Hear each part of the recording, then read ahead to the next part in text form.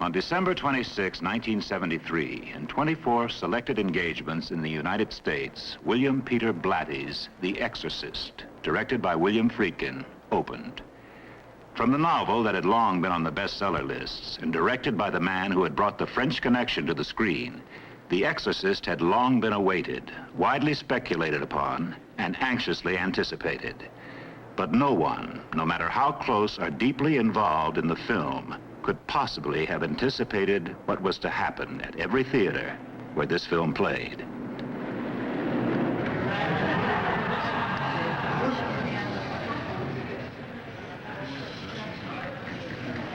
This is the second time we've seen it. It's terrific. As many as I can possibly go. I love it. Try it, you'll like it. Well, we drove 100 miles, so I hope so. Fantastic movie. It's really gross. It was really terrific. I want to see if it's going to make me throw up. The Exorcist scored the biggest opening day gross for a single theater in the history of Los Angeles motion picture houses and broke established records in every other theater where it opened across the country. In record-breaking, coast-to-coast first-week grosses, The Exorcist brought in almost $2 million at 24 theaters. In 6 days, The Exorcist surpassed all previous box office records at 3 theaters in New York.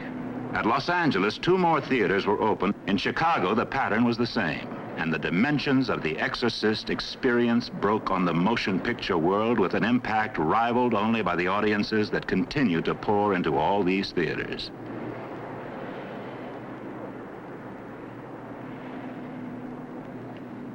It was, of course, first evident to the theater managers that The Exorcist was no longer just the most successful motion picture in film history, but had become an unquestioned sociological phenomenon, breaking out of the theater pages and television reviewers' hands to the city desk, the front page, and hard news on telecast from coast to coast. I'm Harry Francis, manager of the National Theater here in Westwood. I've been in this business 40 years now, and I have never gone through anything like this. It's exciting. Public love it. Had crowds that you can't believe. We've hired 20 security guards to control the crowds. We're getting young people, old people, you name it, we get anyone. Last week in the rain, they stood as it was the sun today. Mr. Friedkin and Mr. Blatty felt sorry for the people. They hired caterers. They give out 3,000 cups of coffee each night, a total of 6,000. The public thought it was great. My name is Randy Robbins, the assistant manager at the National Theater. We've had uncontrollable crowds, and to try and alleviate some of the problems of people not getting tickets that have been waiting long periods of time in line, we started a system of giving out coupons. Nobody gets a ticket without a coupon, and the way they get them is just by taking a place in line, waiting from 3 to 5.5 hours, and then purchasing their ticket with it. Only 1 coupon is given per person, and they can't buy a ticket without it, regardless. So what we do, right now it's 4 o'clock, we're giving out coupons for the 8 o'clock show, which will guarantee them a seat, so they won't have to worry about whether they'll be getting in or whether they won't be getting in. My name is Donna Yearwood. I'm a cashier here at the National Theater in Westwood. We are showing The Exorcist right now, and it's absolutely fantastic. We have people coming. This morning they were standing in line at 4:30 in the morning for the 10:30 show, and we've just had sellouts every day. About 2 hours before the performance even begins, we've already got enough people in line to sell out the theater, and they remain in line, and people who know they won't get into that show will go to the end of the line and wait for the next show. Sometimes we'll have our 8 o'clock, 10 o'clock, and the midnight show sold out before 6 by the people that are standing in line. And they'll stand in line in the rain, they'll stand in line under all kinds of conditions, and they all seem to just really enjoy it when they come in. We've never had anyone complain about the wait being too long for the kind of movie it was. Everyone just really felt it was great. And sometimes even they stand in line for 5 and 7 hours. We've heard some of the people say they've been standing in line that long. And they'll come in and they won't be able to watch the whole movie because it's just too much for them. And they'll come out after about an hour, but they don't complain about standing in line. I don't like it. I want to go home. Makes my heart beat too fast. I don't know, it doesn't bother me that much. I guess it bothered her more than it bothered me. This is the second time we've seen it. We still can't hack it. No. Why was that? I'm not going back in there. All the people are pretty good about it. We've had to have a lot, as long as we have a lot of help, then we can help the people as fast as we can. And they don't mind too much. They stand forever. My name is Jamie Spinn. Oh, my name is Karen Howard. My name is Robin Ellison. We work here answering telephones. And And fixing popcorn and drinks when it gets really crowded. Yeah, when they first let everybody in, everybody runs, and they're like a stampede, and they scream like there's a riot going on. Slow down. All three doors, please. Just move down the other door. just the other night, this guy came out, and I looked out the door, and he was lying on the floor. He's really big. You wouldn't have expected. I know. All these big guys, they come out, and they look like they're ghosts or something. And They ask for smelling salts and everything. it's not the kind of people you'd expect to faint. Yeah. It didn't scare me. I don't know what happened. I just fainted. It was frightening. My experience with this movie has been incredible, especially with people fainting. Halfway through the movie, the movie starts getting quite violent, and people get quite unusual reactions, and we have a lot of people throwing up and a lot of people shuddering. But the thing that really surprises me is people faint. I mean, I've never in my life known a movie where people would faint. I mean, it's hard to make people faint. If she ain't out here, he will.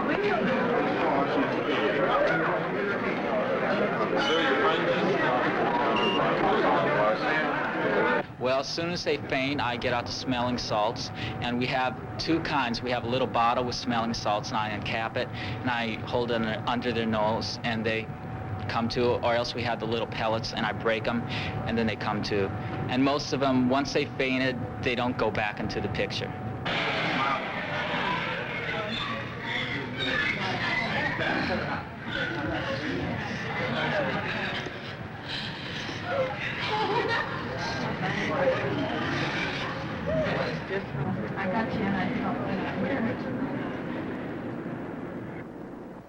The crowds were so intense at all the theaters that they became a police concern. Uniformed guards were hired in all instances to keep thoroughfares clear and prevent violation of the lines. Form a more orderly line. You're blocking the sidewalk. It's something I never saw in my whole entire life. This is something different. And I went to a lot of movies, but I never seen nothing like this in myself. Ticket, please. This way. Theater's upstairs. Ticket, please. Theater's upstairs. All the way down. All the way down here, please. Please keep your line in. He will get your ticket. Please moving back in. Move back in here, please. Please move in. He won't get your picture. Right, we came yesterday for the 3:45 showing, and then we came back again for the night one, and we stood in line, but nothing. We didn't get in, so we wanted to come back again today. She turned her head around. Oh my God. It's probably the grossest thing I've ever seen. Oh, it's weird. She turned her head around. So why don't you just step out so you get She turned her head around. It's not that bad. God, I was so scared. The bed was shaking and legs were back. She's going up and down. And then when her voice changed, oh my God, I've never seen anything like Did it. you see the part where she turns her head around? Not yet. I'm not gonna see it either. It's gross. What that. Yeah? That is one of the most grossest movies in the world. It is. I ain't never took my coat and put it over my face like that. Seriously, man. It really was. Seriously. It was a good movie, but it was really bad. I tell everybody go see it. All the major networks covered the Exorcist phenomenon in hard news stories. David Sheehan is with us tonight to talk about a movie that has people passing out in the lobby on their way in or on their way out, David. Well, you've heard about all those reports about The Exorcist and the trouble it's causing, people fainting and so forth. I went to check it out. The manager of the National Theater in Westwood says that there indeed are at least a dozen people who faint or become ill during every showing. But The Exorcist is still drawing sellout houses for every performance, complete with lines around the block. I spent an evening in the lobby just to see if people really do come stumbling out in the middle of the picture, as reported. They did, so I asked them why. It just scared me to death. Things just like this, really scared me to death. I'm just nervous. Do you remember what particular scene it was that... When she was in, what was it? When she was in a room, the doctors came in, and I guess it was when she was talking the devil's voice. Oh, God, I can't believe it. Keep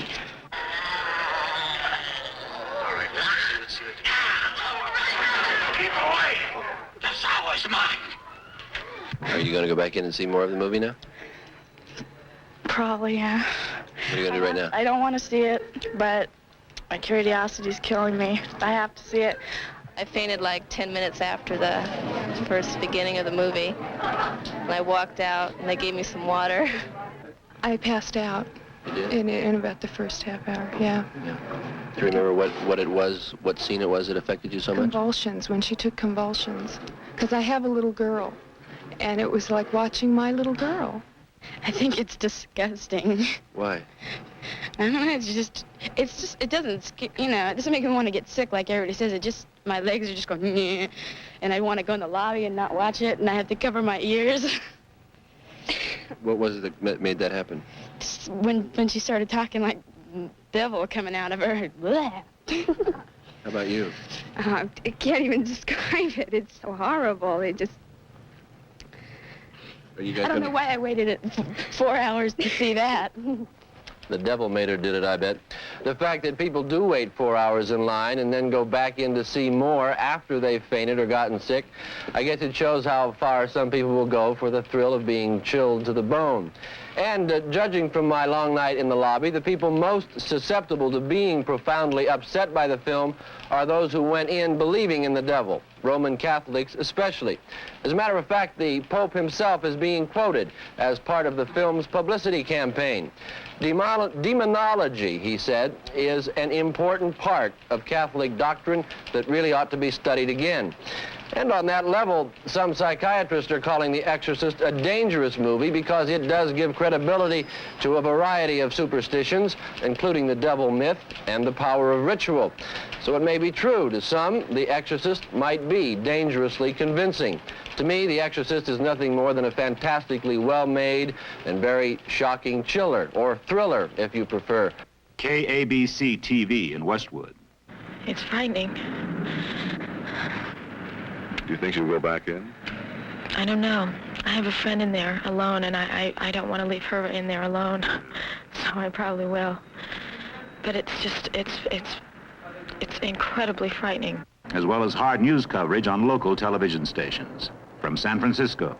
Triggered by the compelling story of The Exorcist. It focuses on an adolescent girl possessed by the devil, and the ghoulish horror which results has been captured in one of the most shocking films in years. And the crowds love it. They wait outside the North Point Theater through 2 or more performances to get in. One close estimate figures 100,000 people have seen The Exorcist since it opened 4 weeks ago. Atlanta. Excuse me, but the 7:50 feature just sold out. If you want to wait for the 10 o'clock feature, tickets don't sell at 8:30. Has anyone said to you, don't go see The Exorcist? Many. Why? Scary. Well, I hope that the game goes well. Did you just bring cards, by the way, or is it something that you planned ahead of time? Or did you go out and buy them? We planned ahead of time to bring them because we heard about the long lines. Well, I hope when you get in finally to see The Exorcist that you do enjoy it and that you don't get too frightened and have to return to the card game. Thank you. Thank you. Why do you believe that The Exorcist is worth such a long wait? Well, I've read the book, and I'm just more curious than anything else, I guess. Well, have you heard any discouraging things about the film? Yes, I have debated on whether or not to come, really, but my curiosity got the better of me. St. Louis. I wouldn't advise it for children. It's very mind-impressing, though. It's good. It's very good. Do you believe in it? Well, I'm a Catholic. It makes me want to go and go to church. I thought it was excellent. I really did. I thought it was very good. Did you believe it could happen? Oh, yes. Anything's possible. Possession by the devil? Well, I'm not saying it has happened, but I'm not saying it hasn't either. Detroit. Yeah, the part where she started spitting all the green stuff and, ugh. Are you going to go back in as soon as you compose yourself? Yeah, I suppose so. I don't have to look anymore, though. You've walked out of the movie 3 times? Yeah, 3. On 3 different occasions? Yeah. You work here, so you've seen the movie several times, or tried to, right? I tried to, right. And you still haven't seen it all the way through. No. What keeps hanging you up? Movies, Philadelphia. How did you like The Exorcist? I didn't like it. Oh, why didn't you like it? Afraid of it. It was really scary. It was a really good movie, but it was really scary. I would want to see it a second time. It was a very different picture, and it takes you way out. And I wouldn't want to see it again. A person the author had to be part of the devil himself to think of such ideas. My nerves are shot. The Pittsburgh Press headlined The Exorcist, an experience in hysteria for some viewers, saying there were 1,300 standing in sub-freezing weather for hours at a time. The Boston Globe insisted that The Exorcist is not for the faint-hearted. About 5,000 people daily are getting a dose of psychic horror. The Los Angeles Times reports The Exorcist causing fainting and fleeing. Some trembled, others sought the privacy of restrooms. Majority stared into space. The St. Louis Post-Dispatch says suburbs showing The Exorcist aroused by traffic congestion.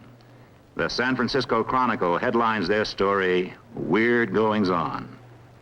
The Milwaukee Journal blared, fans line up to have stomachs turned. In Toronto, the Star gives a whole page to The Exorcist on one day with news photos of crowds lined up in freezing temperatures and a report that the picture is keeping the ambulances busy.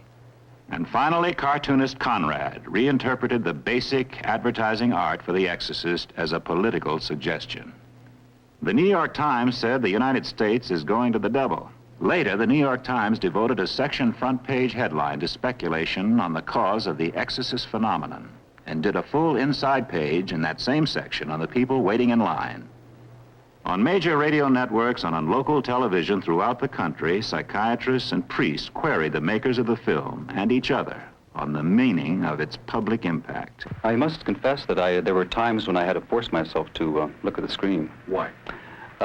First of all, I knew what was coming because I had read the book, and secondly, because it is a subject matter which obviously is, well, let's put it this way, it seems to me that it touches very deep areas of the human personality.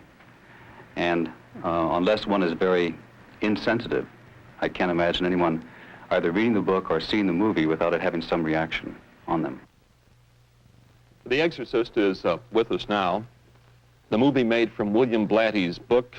It may well prove to be more than just a volume or a show. It may well be remembered as one of the phenomena of the 70s. It seems that Chicago, like ancient Gaul, is today a city divided into 3 parts.